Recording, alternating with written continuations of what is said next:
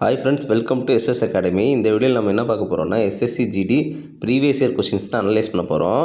Already நம்ம 13 video போட்டாச்சு. இது 14வது வீடியோ. இது எப்போ நடந்த எக்ஸாம்னா 18ஆம் தேதி பிப்ரவரி மாதம் 2024 நடந்த செகண்ட் ஷிஃப்ட் தான் எடுத்து வந்திருக்கேன்.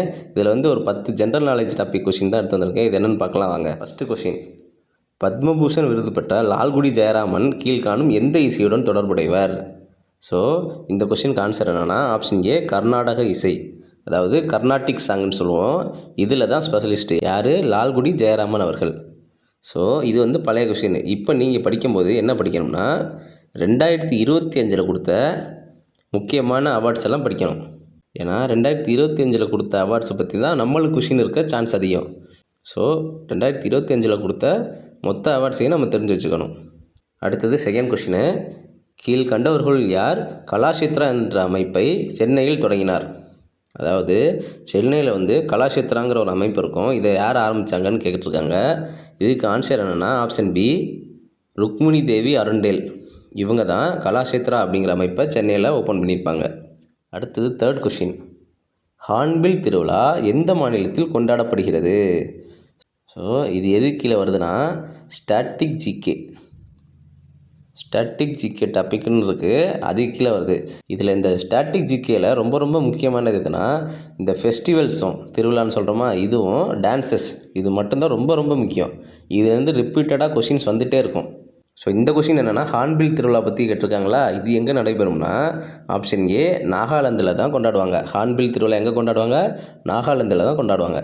அடுத்தது ஃபோர்த்து கொஷின், கீழ்காண்பவைகளுள் எது பொதுப்பட்டியலில் இடம்பெறும்? நம்ம அரசியலமைப்பு சட்டத்தில் மத்திய பட்டியல், மாநில பட்டியல், பொதுப்பட்டியல் அப்படின்னு 3ஆக பிரிச்சிருப்போம். அதில் பொதுப்பட்டியலில் கொடுக்கப்பட்டிருக்கிறது எது அப்படின்னு கேட்டிருக்காங்க. ஸோ இதுக்கு ஆன்சர் என்னென்னா ஆப்ஷன் பி, செய்தித்தாள்கள் பொது பிரிவில் வரும். அடுத்தது 5வது கொஷினு, மக்கள் தொகை கணக்கெடுப்பு இந்தியாவில் எப்போது தொடங்கப்பட்டது? அதாவது சென்சஸ் இந்தியாவில் ஃபஸ்ட்டு எப்போ ஸ்டார்ட் பண்ணாங்கன்னா ஆப்ஷன் டி, 1872 தான் ஃபஸ்ட்டு இந்தியாவில் சென்சஸ் எடுத்திருப்பாங்க. இதை யார் எடுத்திருப்பாங்கன்னா லார்டு மேயோ அவர்களால் முதல்ல மக்கள் தொகை கணக்கெடுப்பு எடுக்கப்பட்டிருக்கும். அடுத்தது 6வது கேள்வி, 1956 to 61 5ஆண்டு திட்டம் யாரால் உருவாக்கப்பட்டது?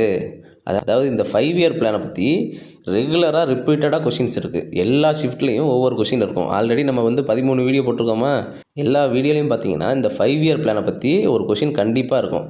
ஸோ இதில் என்ன கேட்டிருக்காங்கன்னா 1956 61 5ஆண்டு திட்டம் உருவாக்கியிருப்பாங்களா, அதை உருவாக்குனது யார் அப்படின்னு கேட்டிருக்காங்க. இதுக்கு ஆன்சர் என்னென்னா ஆப்ஷன் டி, பிசி மஹல்நோபிஸ். இது என்னென்னா செகண்ட் 5 இயர் பிளான்.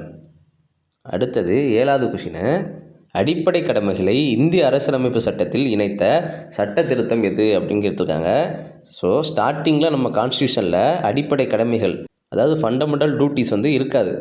நம்ம தான் ஒரு அமெண்ட்மெண்ட் மூலயமா, அதாவது சட்ட திருத்தம்னு சொல்லுவோம், சட்ட திருத்தம் மூலயமா இந்த அடிப்படை கடமைகளை இணைச்சிருப்போம். அது என்னென்னா ஆப்ஷன் சி, 42வது திருத்தச் சட்டம் மூலமாக தான் அடிப்படை கடமைகளை இந்திய அரசியலமைப்பு சட்டத்தில் நம்ம இணைச்சிருப்போம்.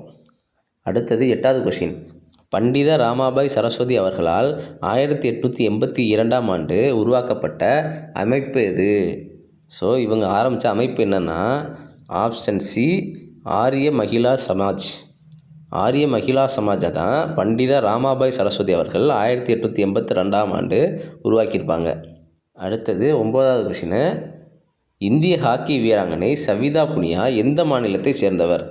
ஸோ சவிதா புனியாங்கிறவங்க எந்த மாநிலத்தை சேர்ந்தவங்கன்னா ஆப்ஷன் பி, ஹரியானா மாநிலத்தை சேர்ந்தவங்க.